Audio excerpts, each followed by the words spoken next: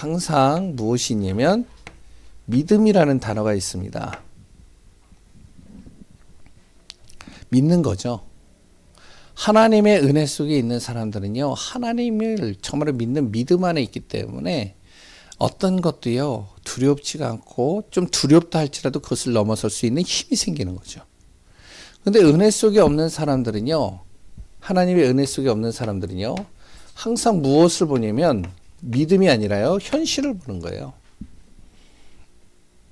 현실에 놓여 있는 상황, 그 처지, 그 모든 것들, 문제들.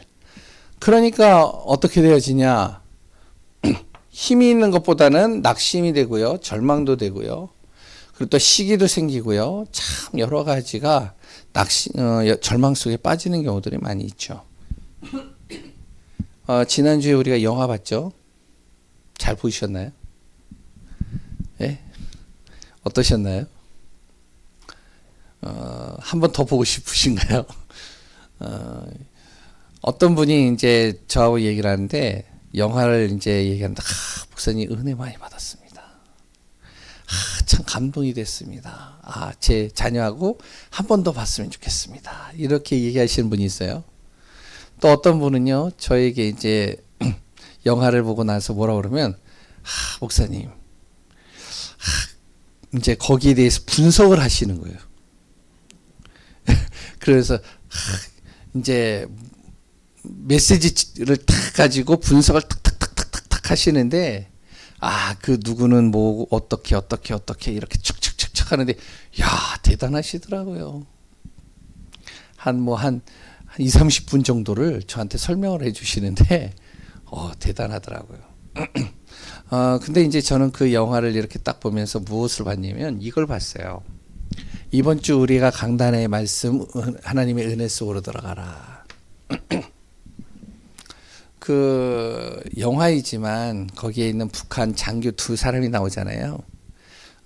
예수 믿는 사람, 예수쟁이들을 잡으려고 죽이는 일을 도맡아서 하는 그 사람들이 항상 현실을 볼 때는 어떻게 해서든지 자기가 높은 자리로 올라가야 되는 거예요. 그래야 좀 괜찮은 거예요. 그래 이제 그 주인공 같은 경우도 그렇잖아요. 자기가 높은 자리로 올라가야 결혼할 수 있잖아요. 근데 이제 그게 자꾸만 안 되니까, 현실에 보니까 안 되니까, 어느 날 이제 자기 이제 결혼할 그 여자를 만나러 딱 갔는데 그 여자가 다른 차를 타고 가는 거예요. 그걸 보면서 참 절망을 하는 거죠. 자기보다 더 좀 약간 능력이 있는 사람. 그런 거를 이제 쭉 보는데 그 사람에게 은혜가 들어가니까 사람이 달라지는 거예요. 저 그걸 보면서, 그래. 우리가 많은 메시지를 듣고 많은 것들을 우리가 경험하고 많은 것들을 체험하지만 무엇이 되어져야 되냐? 하나님의 은혜가 임해야 된다. 하나님의 은혜가 임하니까 어떻게 되어지냐면 거기에 있는 악단 그 사람들이 은혜가 임하니까 자기들이 죽을 걸 알아요. 사형당할 걸 알아요. 그런데 어떤 사람들은 두려워가지고 굉장히 도망가려고 몸부림을 치는 사람들이 있는 반면에 대부분이 그걸 그대로 받아들이는 거예요.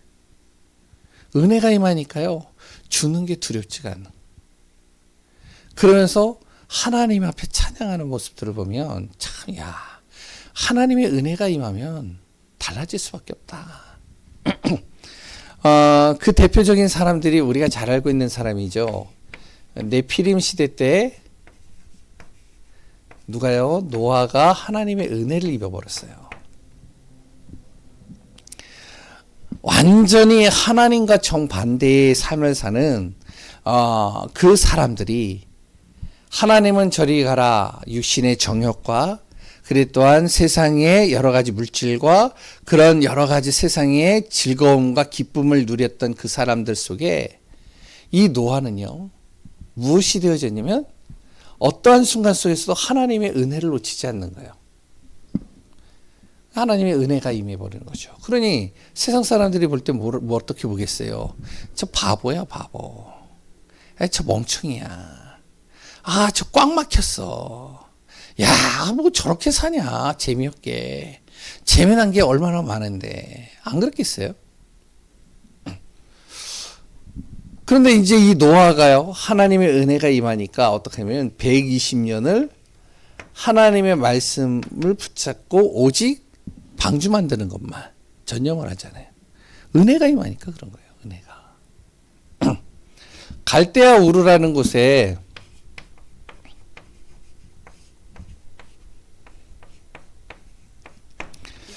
사람들이요, 참 여기는요 살기 좋은 곳이에요. 지금은 이제 뭐 세상이 여러 가지 문명이 발달하다 보니까 집에서도 수도 틀면 물이 나오고, 그리고 또한 우리가 따뜻한 아랫목이 있고, 또한 먹는 것도 우리가 전화하면은 이제 새벽에 이렇게 배송도 오고 그러잖아요. 근데 이 당시에는 그러지 않죠. 이 당시에 어떠냐, 가장 좋은 땅을 차지해야지만 되는 거예요. 그러니까 그 땅이 어디냐면 갈대아 우르예요. 이 땅은요 농사도 잘 돼요. 먹을 게 풍부해요. 그랬더니요 물 걱정할 필요가 없어요. 왜? 그 옆에 바로 물이 흐르니까.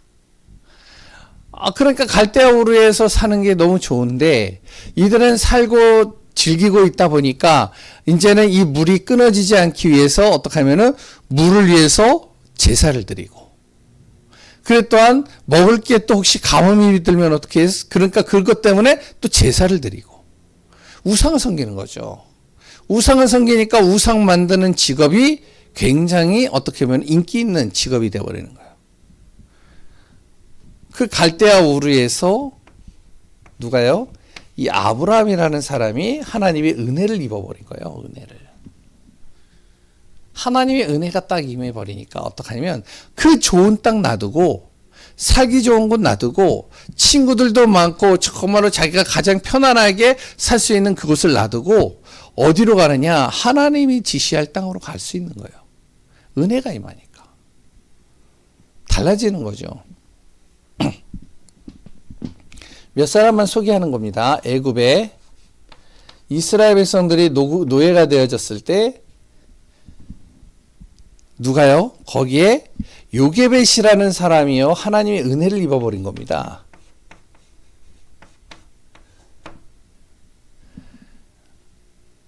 노예가 되세요. 굉장히 고통 속에 있고요. 자식들을, 갓 태어나는 아이들이 남자면은 다 죽임을 당할 수밖에 없는 그 상황 속에 요게벳이요 하나님의 은혜가 딱 임해버리니까 어떡하냐면 자녀를 낳은 거예요. 그 자녀가 또 남자애예요. 모세죠. 그 모세를요 하나님의 은혜로 키우는 겁니다. 죽을 걸 아는데 은혜로 키워요. 언젠가는 정말로 들키면 죽는 거예요. 근데 그거 상관없어요. 하나님의 은혜 속에서 키우는 거예요. 하나님께서 지키시면은 괜찮은 거고, 하나님이 지키시지 않으시면 죽는 거고. 그러니까 하나님의 은혜 속에 있으니까요 그 자녀를 품고 키워갈 수 있는 겁니다. 그런데 희한하죠. 하나님께서 이 모세를요 어떻게 하시냐? 하나님께서 지혜를 주시고, 또한 만남의 축복을 주시고, 응답을 주셔서 지도자로 만드시잖아요. 결국에는 무엇이 필요하냐면 은혜가 필요한 거죠. 은혜가. 하나님의 은혜가. 저도 그렇고 우리 성도님들도. 교회가 왜 자꾸만 문제가 생기느냐, 어려움이 생기느냐, 은혜가 임하지 않아서 그래요. 솔직하게. 은혜가 임하지 않으면요 어떻게 되어지면 창세기 3장으로 돌아가요. 자꾸 내 중심으로 바라봐요. 내 기준을 가지고 봐요. 목사님을 내 기준으로 보고, 장로님과 중직자를 내 기준으로 보고, 그러니까 목사와 중직자가요 대립이 되어지고 갈등이 되어지고, 집에서도 그렇잖아요. 하나님의 은혜가 임하지 않으면 자녀들과 부모가 어떻게 하면 나의 중심이 되는 거예요. 내 마음대로 내 말대로 안 들어. 그리고 또한 자녀들은요 부모가 내 말 안 들어. 그러니까 어떻게 대립되고 싸우는 거죠. 아까도 이제 교회를 이렇게 오는데 의연이가 이제 이번에 고등학교 올라가거든요. 요새는 참 좋아졌어요. 복지가. 고등학교 딱 올라가는데 학교에서 뭐 다 주더라고요. 뭐 옷도 주고 다 줘요. 그래가지고 이제 교복 마친다고 이제 거기 가가지고 이제 교복을 마치는데 와 교복도 뭐 와 교복을 2벌 주고 체육복 뭐 2벌 주고 뭐 하여튼 주더라고요. 그래서 이제 그 치수를 잰다고 이제 갔는데 분명히 의현이랑 나랑 이제 같이 앉아서 미리 예약을 해야 되니까 제가 며칠 전에 예약을 했거든요. 그래서 제가 위치를 어딘지를 알아요. 근데 의현이는 제 아들은 죽어도 아니라는 거예요, 거기가. 아, 내가 예약해 놓은 곳이 죽어도 아니래요. 왜냐면 자기 친구가 간 곳이 그쪽이 아니라는 거예요. 그러면 예약한 곳으로 한번 전화해보자. 아니라는 거예요, 무조건. 그래가지고 막 하는데, 와, 한부담에 싸울 뻔했어요, 진짜로. 옆에서 이제 중재를 했으니까. 태경이하고 이제 김현희 사모가 중재를 했으니까 그냥 제가 탁 멈춰버렸는데, 야, 이게 은혜가 임하지 않으면요, 예? 옳고 그름, 네가 맞느니 내가 맞느니 막 스파크 일어나요. 부딪히는 거예요. 그러면 난리나는 거예요. 제 안에 그런 게 좀 있거든요. 그래가지고 이제 뭐냐면 제가 은혜가 임하지 않으면 굉장히 좀 날카로워지는 게 있어요. 그러니까 옳고 그름.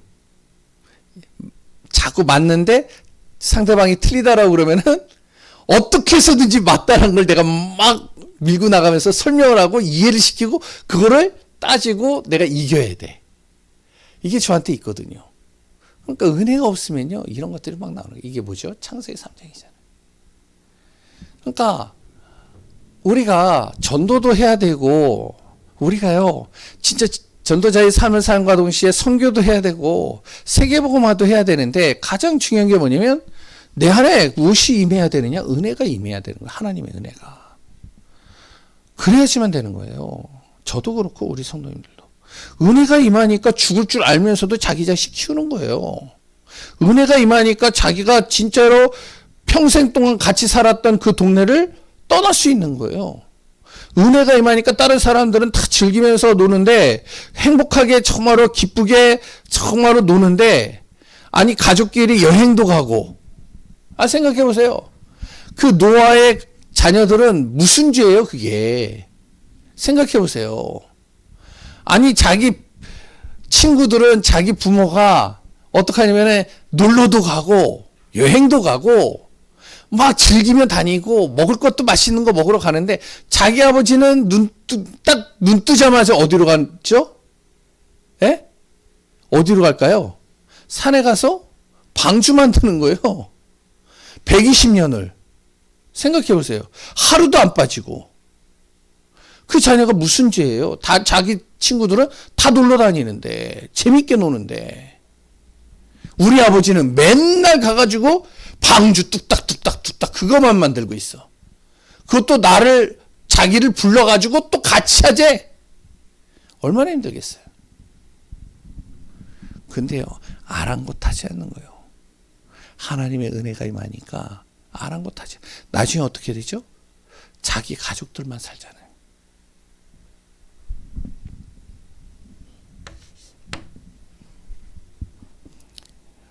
왜 노아가 하나님의 은혜가 임했을까요? 이 영적인 걸 알기 때문에 그래요. 영적 축복을.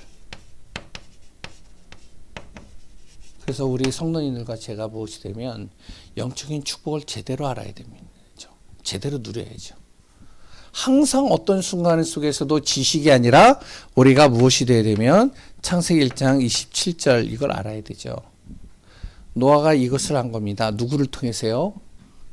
자기 할아버지 무드셀라를 통해서. 무드셀라가요 969세를 살았어요. 가장 오래 살았어요. 왜 그렇게 오래 살았느냐? 노아의 아버지가 라멕인데 그 아버지가요 제대로 이 복음과 언약을 전달하지 못하는 거예요. 그러니까 어떡하냐면 그 할아버지 무드셀라가요 그 노아를 어떻게 보면 자기 자식처럼 키운 거예요. 무엇을 신경하느냐? 영적인 사실을 집어넣는 겁니다. 영적인 축복을 제대로 집어넣는 거예요. 그러니까 그 첫 번째가 뭐냐면 우리가 누구인지 아냐. 어떻게 창조됐는지 아냐. 너는 누군지 아냐. 너는 아버지의 자식인 것 같지만 창세기 1장 27절 하나님의 형상이다. 두 번째, 창세기 2장 7절이죠. 너는 하나님의 생기를 불어넣어서 하나님께서 영적인 존재로 창조된 존재다. 그래서 어떻게 되어지냐? 너는 하나님과 함께 있을 때 가장 행복한 거야. 그런데 그것을 어떻게 하냐면 창세기 3장 때 그걸 잃어버린 거예요. 하나님을 떠남으로 말미암아 그걸 잃어버렸어. 그거를 회복해야 돼. 이거를 심겨 넣는 겁니다. 영적인 거를. 그러니까 노아가요, 어렸을 때부터 이 얘기를 계속 듣고 이 말씀을 쭉 항상 각인되니까요, 어떤 순간에도 영적 축복 놓치지 않는 거예요. 다른 사람들이 다 무엇을 해도 자기는 영적인 거 놓치지 않는 거예요. 우리가 그래야 되죠. 우리 주변의 모든 사람들이 다 영적인 것을 다 놓쳤다 할지라도 내가 영적인 축복을 제대로 누리고 있습니다. 가족 중에서도. 그러면 살아나는 거죠. 그리고 창세기 3장 15절이잖아요. 그러면 그 하나님 떠난, 하나님으로부터 잃어버렸던 모든 문제, 그로 인해서 시작되어진 재앙, 모든 죽음의 배경, 지옥의 배경, 어떻게 해결할 수 있느냐? 창세기 3장 15절. 여인의 후손, 여자의 후손. 그 여자의 후손이 이 땅에 오실 텐데, 이 오실 그 그리스도만 너가 붙잡아도 돼. 메시아를 붙잡고만 있어도 너는 이 모든 문제에서 넌 빠져나올 수 있어. 이걸요, 영적인 축복을요, 그대로 전달하는 겁니다. 그러니까 노아가요, 다 저거 해도 영적인 축복을 놓치지 않고 있으니까 오늘 본문에 뭐라고 그래요? 노아는 하나님의 은혜를 입었더라. 하나님의 은혜 속에 있으니까 어떡하죠? 하나님의 은혜 안에서 행동하는 겁니다.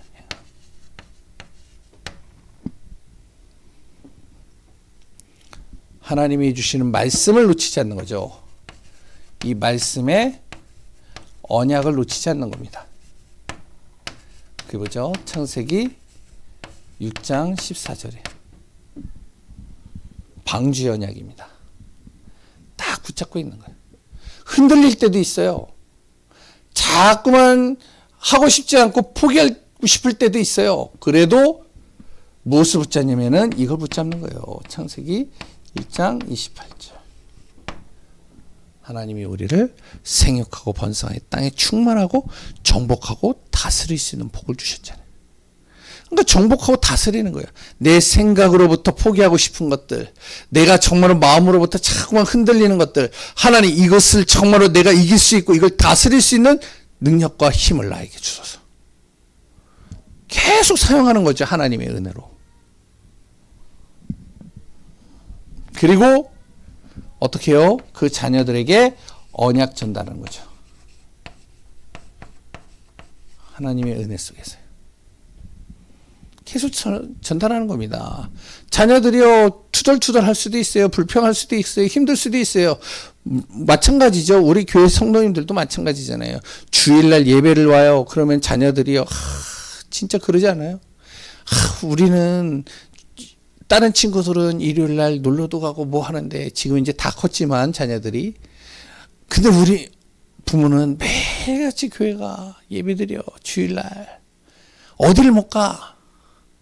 힘들지 않겠어요? 뭐 저는 안 그러겠어요. 마찬가지입니다. 그런데 그 순간순간 속에서 언약을 전달하는 거예요. 왜 내가 주일날 예배를 빠지지 않는 자냐? 목사이니까? 아니다. 중직자니까? 아니다. 내가 정말로 예수 믿는 그 순간 내 안에 있었던 모든 하나님께서 은혜를 주셨는데, 영적인 저주, 우리 가문으로부터 흐르는 영적인 대물림, 하나님께서 여기서 나를 보호하신다. 그러면서 설명을 하는 거죠. 쭉 전달하는 거예요. 그런데 그 자녀가요, 그걸 보는 겁니다. 그러니까 노아를 통해서 봤잖아요. 그 자녀들이요. 방주를 만드는데 진짜 언약 잡고 만드는 그 아버지를 봤잖아요. 그 언약을 계속 전달하는 그 아버지의 말씀을 들었잖아요. 결국은 어떻게 해요? 홍수가 나는데요. 다 죽고 자기 가족만 사는 거예요. 그래서 나중에 창세기 7장에 보면은 그 자녀들이요, 하나님의 은혜 속에 있는 그 내용들이 쭉 나오잖아요. 셋째, 그 누구죠? 한 자녀 빼고. 그래서 세 번째, 뭐라고요? 혼자 있는 시간. 이 시간이 굉장히 중요하다는 겁니다. 이 시간을 내 안에 무엇을요? 치유의 시간으로 잡아야 돼요. 영적 치유, 육신의 치유 하는 시간을 가져야 됩니다. 자꾸 은혜 속으로 들어가는 겁니다. 은혜 속에 있어야 다른 사람을 살릴 수 있어요. 은혜 속에 없으면요, 다른 사람 못 살려요.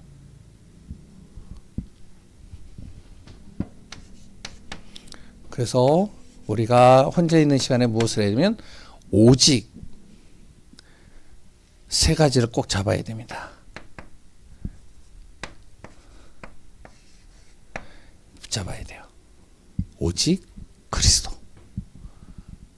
오직 하나님 나라가 이루어지도록.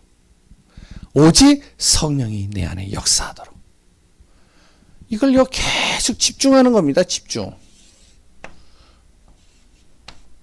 그러면서 무엇을 하냐? 나만이 할 수 있는 것을 찾아내는 거예요. 초대교회 성도들은요, 예수님께서 이 세 가지의 언약을 딱 주신과 동시에 이들은 자신들이 할 수 있는 건 딱 한 가지밖에 없었어요. 유일성. 유일하게 자기들이 할 수 있는 건 한 가지밖에 없었어요. 왜냐면은 사회로부터 단절되고 모든 게 다 끊어졌으니까. 한 가지 딱 할 수 있는 게 뭐였죠? 그게 바로 사도행전 1장 14절입니다. 오로지 기도에 힘쓰더라. 이거는 자기들이 할 수 있는 거예요. 그러니까 유일성이죠. 오로지 기도 속으로 들어가는 거예요. 그리고 또한 이제 나중에는 사도행전 5장 42절입니다. 이거는 본인들이 할 수 있는 거예요. 날마다 성전에 있든지 집에 있든지 예수는 그리스도라. 가르치기와 전도하기를 그치지 아니하였다. 이것은요, 이들이 할 수 있는 겁니다. 우리가 할 수 있는 것들. 우리가 그 속에서 하나님을, 이 오직의 비밀을 붙잡고 내가 할 수 있는 걸 찾아서 누리는 거죠. 그러면 무엇이 되어지냐? 재창조가 일어나요. 어떻게 일어나냐? 사도행전 2장 1절에서 47절의 역사가 일어나게 되어져 있다. 성령의 역사예요. 진짜 우리가 혼자 있는 시간 속에 이렇게 되어지는데 성령의 역사하고요, 전도문이 열려요. 진짜 기도만 하고 있었잖아요. 초대교회 성도. 다른 거 안 했잖아요. 말씀 중심으로 기도하고 인도받고 있는데 하나님께서 전도문을 확 열어버리시잖아요. 그리고요, 말씀이 성취되죠. 하나님의 말씀대로 예루살렘 온 유대 사마리아 땅끝까지 이르러 증인되리라. 증인되어졌잖아요. 어떻게 되어졌죠? 제자들이 물려들죠. 그러니까요, 경제 살아나죠. 교회 살아나죠. 모든 게 다 살아나잖아요. 재창조가 일어난 겁니다. 자기의 힘으로는 할 수 없는 거예요. 초대교회 성도들의 그 능력을 가지고는 절대로 할 수 없는 겁니다. 그런데 하나님이 역사해버리니까 되는 거예요. 무엇이요? 은혜가 임해버리니까. 바로 은혜가 임하니까 120년을 방주 만드는데도 피곤하지 않는 거예요. 지치지 않는 거예요. 흔들리지 않는 거예요. 그 힘이 어디에서 오느냐? 하나님이 주시니까. 오늘 우리 귀한 성도님들, 저와 그리고 우리 교회 모든 분들이 진짜 하나님의 은혜가 임하고 그 은혜를 힘입어 참된 증인의 삶을 사는 참된 치유의 역사가 일어나는 귀한 분들 되시기를 소원합니다. 하나님 감사합니다. 예수 그리스도로 행복한 사람 되게 하소서. 하나님의 은혜가 우리 안에 임하여 하나님의 뜻과 그 비밀을 이루는 축복 속에 거하게 하소서. 성삼위 하나님의 충만한 비밀을 누리는 응답 속에 우리가 있기를 소원하며 살아계신 예수 그리스도의 이름으로 기도합니다.